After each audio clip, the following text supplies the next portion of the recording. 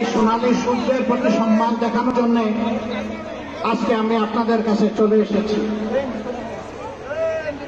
পীরগঞ্জের আপামর জনগণ, আজকে এখানে কোনো জনসভা নয়, কোনো মিটিং নয়, অন্তরে দ্রোহ, অন্তরে আগুনের জ্বালা, 15.5 বছরের গোটা জাতির উপর নির্যাতনের কষ্ট নিয়ে আজকে আপনাদের সামনে হাজির হয়েছি। এই 15.5 বছরে ইতিমধ্যে আমাদের জীবন থেকে 32টা ঈদ বিদায় নিয়েছে, কিন্তু বাংলাদেশের মানুষ ঈদ উদযাপন করতে পারে না।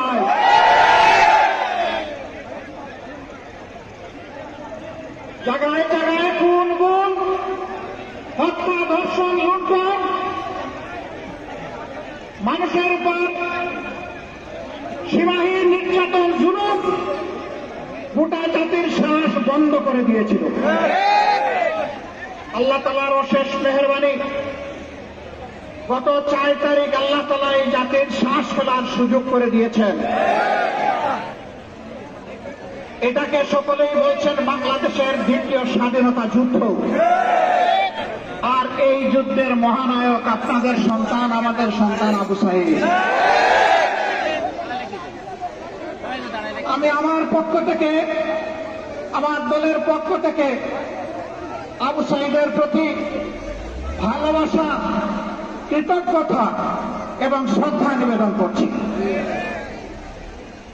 আমরা এসেছি তাদের মা বাপের মুখ দেখতে, আমরা এসেছি তার আপনজনদের মুখ দেখতে। সেই গর্বিত সন্তান জাতিকে মুক্তির পথ দেখানোর জন্য হাত পাখির ডানার মতো দুই দিকে দিয়ে বুক চেপে দাঁড়িয়ে বলেছিল, বুকের ভিতরে তীব্র জ্বালা, তোদের ইচ্ছা হলে আমার মুখে গুলি কর। ভাষণরা তার মুখের কথা শুনেছে, বুকের ভাষা বুঝতে ব্যর্থ হয়েছে।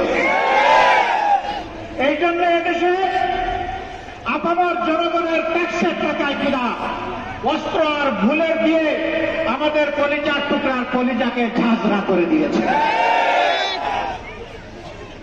আমরা ধিক্কার জানাই। এই কাজ যারা করেছে তারা মানুষ নয়, তারা পশু। এই পশুদের বিচার অবশ্যই হবে এবং ইনশাআল্লাহ বাংলার মাটিতে এদের বিচার হবে। শুধু গুলি করা নয়, এই গুলির নির্দেশদাতাদেরও বিচার হতে হবে, ষড়যন্ত্রকারীদের বিচার হতে হবে। বিচারের একটা অংশ ইতিমধ্যে হয়ে গিয়েছে, আপনারা কি টের পেয়েছেন? আলহামদুলিল্লাহ। তুইজ্জু মান তাশাউ ওয়া তুযিল্লু মান তাশাউ বিয়াদিকাল খায়র। ইজ্জত এবং বেইজ্জতের চাবি কার হাতে? কল্যাণের পুষ্পফলক কার হাতে? আল্লাহ তাআলার হাতে। সেই আল্লাহ তাআলা সম্মান দেওয়ারও মালিক, অপমানিত করারও মালিক। আল্লাহ তাআলা ক্ষমতা দেন এবং ক্ষমতা নেন। ক্ষমতায় গিয়ে বসে থাকে নাই। বাংলাদেশের মানুষকে নিজের জমিদারির প্রজা মনে করা হয়েছে, তার চাইতেও নিকৃষ্ট কিনা দাস মনে করা হয়েছে এবং সেই রকম আচরণ করা হয়েছে।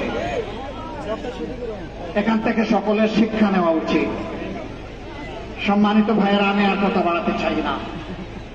আল্লাহ এই মাটিকে ইতিহাসের অংশ বানিয়ে দিলে এই গৌরব শুধু আপনাদের এই সন্তান, এই মুক্তিযুদ্ধের মহানায়ক, তার পরিবার চেয়েছে তাকে বীর ঘোষণা দেওয়া হোক। আমরা বলছি সে বীর নয়, সে তো মহানায়ক। কে ঘোষণা দিল না দিল তা জানি না, কিন্তু বাংলাদেশের 18 কোটি মানুষ এই ঘোষণা দিয়ে ফেলেছে। এটা জনগণের ঘোষণা, এটাই শ্রেষ্ঠ ঘোষণা। এরপরে যদি কোনো সরকার দেয় আমরা তাদেরকে মোবারকবাদ জানাবো। আমরা এসেছি সেই যুব সমাজকে অভিনন্দন জানাতে এখান থেকে আপনারা বিশ্বাস করুন, দফায় দফায় জেল কেটেছি, নির্যাতিত হয়েছি। আমি এখানেই এদেশের লক্ষ লক্ষ মানুষ, আলিম উলামা, প্রতিবাদী কণ্ঠ সবগুলোকে স্তব্ধ করে দেওয়ার চেষ্টা করা হয়েছিল, কিন্তু প্রমাণ হয়েছে স্তব্ধ করতে চাইলেই স্তব্ধ করা যায় না। অভিনন্দন জানাই আবু সাইদের যারা সঙ্গী সাথী সেই যুব সমাজকে, সারা বাংলাদেশের যুবক যুবতীদেরকে, ওই যুবক যুবতীদের মা বাবাকে, ওই মাকে যিনি কুলের বাচ্চা বুকে নিয়ে বলেছেন সন্তানদের গুলি করে পাখির মতো মারা হবে, আর আমি মা হয়ে ঘরে বসে থাকবো, এটি আমার পক্ষে সম্ভব নয়।